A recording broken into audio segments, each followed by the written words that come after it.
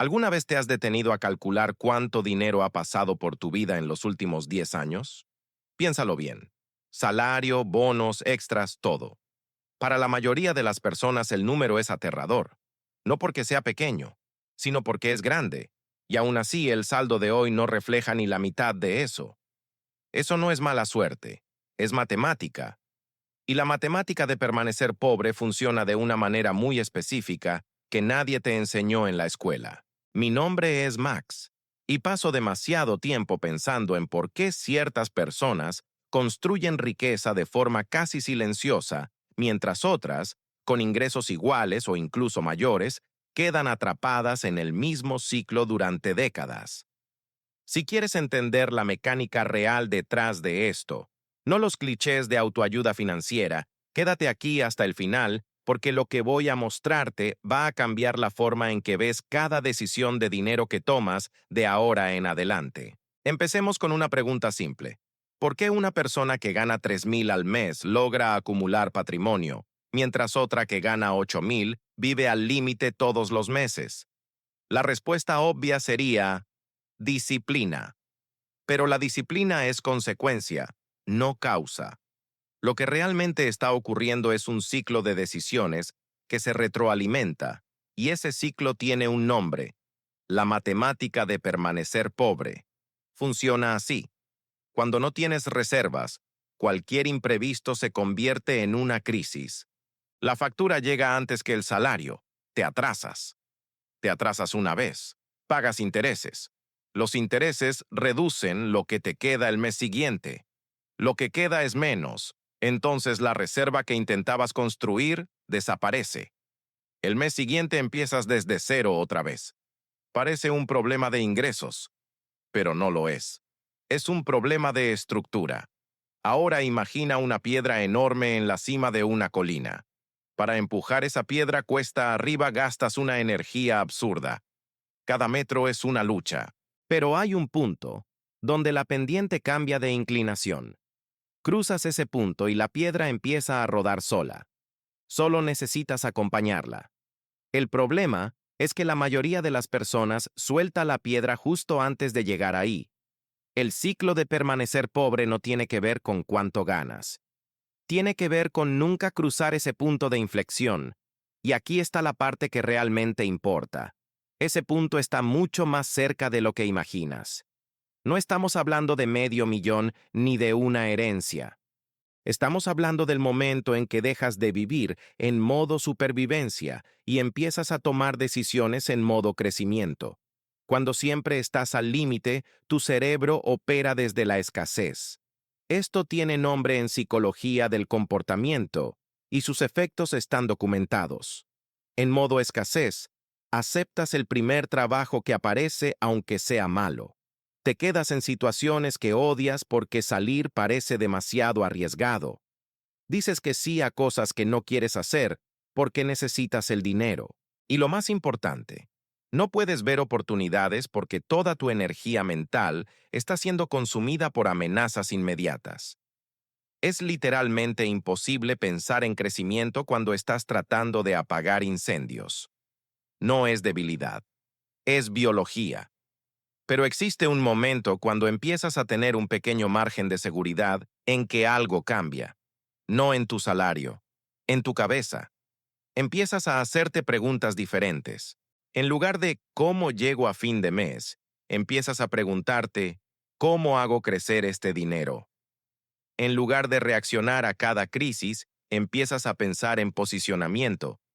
Ese cambio de pregunta vale más que cualquier curso de inversión.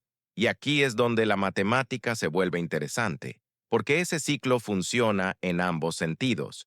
Así como la escasez se retroalimenta y te mantiene atrapado, el margen financiero también se retroalimenta y empieza a trabajar a tu favor. Vamos a lo concreto. Imagina dos personas. La primera no tiene ninguna reserva y gana 5,000 al mes. La segunda tiene 5,000 ahorrados y también gana 5,000 al mes. Tienen los mismos ingresos, pero sus realidades financieras son completamente diferentes. Para la primera, cualquier imprevisto, una reparación, una multa, un mes flojo, se convierte en deuda. Para la segunda, el mismo imprevisto es solo una molestia. La primera está constantemente reconstruyendo desde cero. La segunda siempre está construyendo sobre una base. Con el tiempo esa diferencia se multiplica. La primera está pagando intereses sobre los imprevistos que se convierten en deudas. La segunda está acumulando sobre la base que ya tiene. No es suerte. Es la matemática operando en ambos sentidos al mismo tiempo. Ahora el punto que la mayoría ignora por completo. Llegar a ese margen financiero no es solo cuestión de ahorrar más.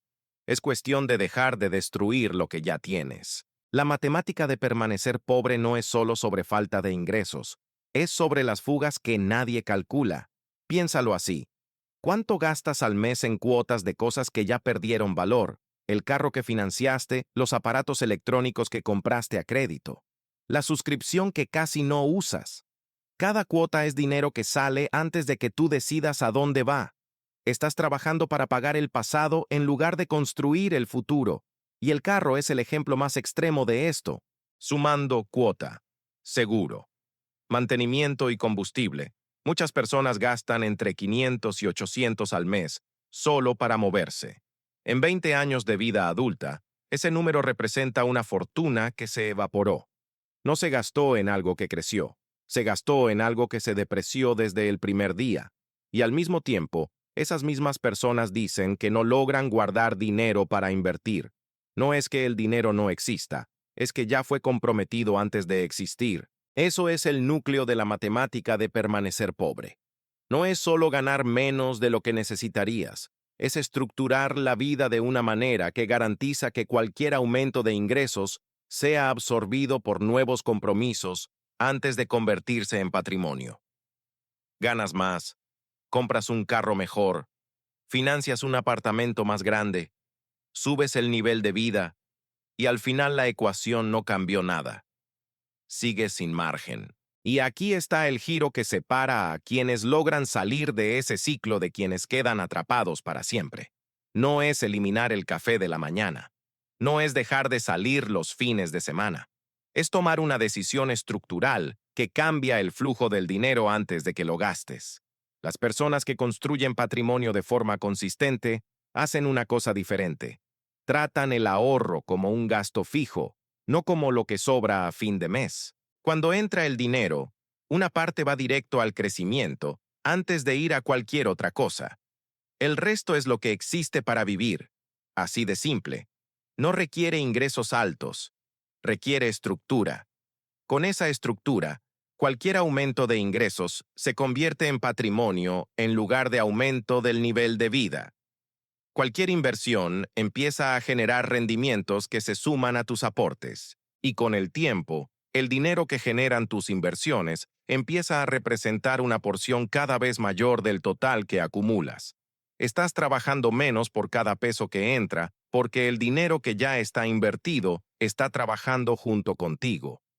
La primera etapa es difícil porque cargas todo con tu esfuerzo. La segunda etapa se vuelve más fácil porque tienes un socio silencioso que nunca falla, nunca se queja y trabaja las 24 horas del día. Ese socio es el interés compuesto operando a tu favor en lugar de en tu contra. Pero existe un error que destruye todo esto, y lo veo ocurrir con frecuencia. La persona finalmente construye un margen, siente el alivio, e inmediatamente usa ese alivio para subir su nivel de vida. Contrata más servicios, cambia el carro, se muda a un apartamento más caro y vuelve a cero. No porque sea débil, sino porque no entendió que ese margen no era el premio por el esfuerzo. Era el motor que iba a empezar a trabajar para ella si no lo tocaba. La libertad financiera no empieza cuando tienes mucho. Empieza cuando dejas de gastar lo suficiente como para nunca tener margen. Y esa decisión no depende de cuánto ganas. Depende de entender que el ciclo de permanecer pobre es una estructura, y que las estructuras se cambian con una decisión a la vez. La decisión empieza hoy, no cuando ganes más, no cuando las condiciones sean mejores. Ahora, porque la matemática que está operando en tu contra en este momento va a seguir operando en tu contra hasta que decidas cambiar el flujo. Tu yo de aquí a 10 años va a sentir el peso de cada decisión que tomas hoy. Haz que valga.